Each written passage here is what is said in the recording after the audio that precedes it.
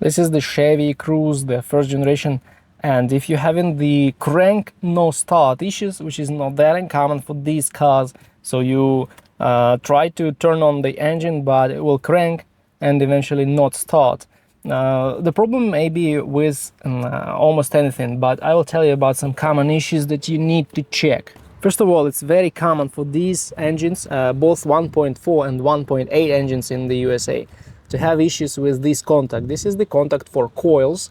This is one contact for all four coils.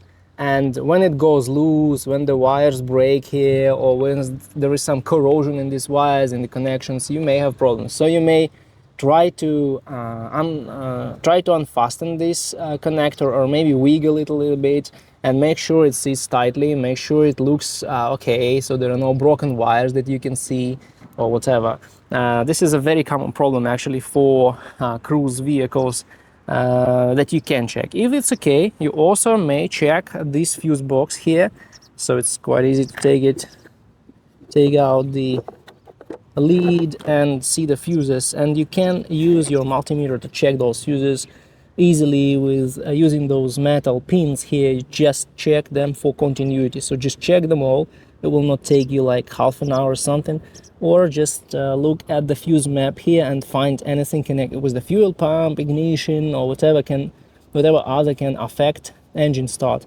Sometimes it's something connected with fuses, but if not, the only way to actually find out what's wrong is to use the OBD scanner. And with the OBD scanner, diagnose your car. So basically you need to go to some repair shop and they will provide you with the information of what's happening. Sometimes it's something like crankshaft position sensor, camshaft position sensors, so some sensor that's not giving proper readings, not giving proper information to the control modules, and that's why you may get this issue with the cranking and not starting.